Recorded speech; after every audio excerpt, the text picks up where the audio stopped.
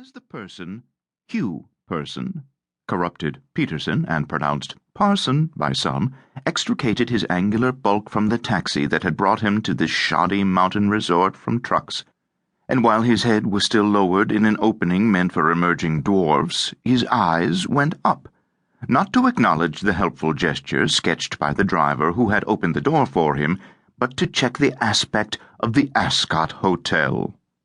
Ascot? Against an 8-year-old recollection, 1/5 of his life ingrained by grief.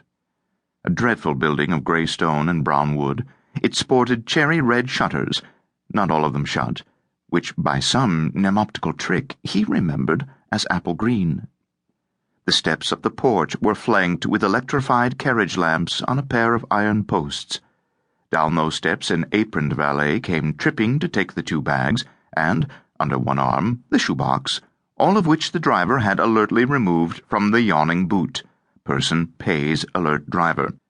The unrecognizable hall was no doubt as squalid as it had always been.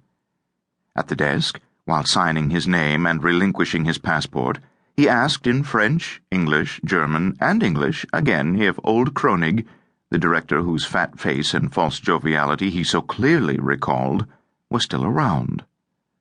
The receptionist, blonde bun, pretty neck, said no, Monsieur Kronig had left to become manager, imagine, of the fantastic in bleu, or so it sounded. A grass-green, sky-blue postcard depicting reclining clients was produced in illustration or proof. The caption was in 3 languages, and only the German part was idiomatic.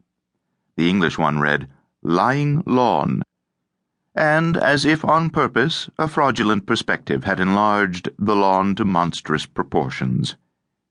"He died last year," added the girl, who, en face, did not resemble Armande one bit, abolishing whatever interest a photochrome of the majestic Incoeur might have presented.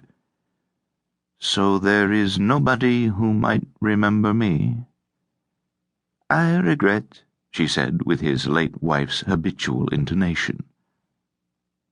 She also regretted that since he could not tell her which room on the 3rd floor he had occupied, she, in turn, could not give it to him, especially as the floor was full.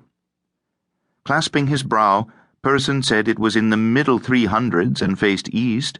The sun welcomed him on his bedside rug, though the room had practically no view. He wanted it very badly, but the law required that records be destroyed when a director, even a former director, did what Kronig had done, suicide being a form of account fakery, one supposed.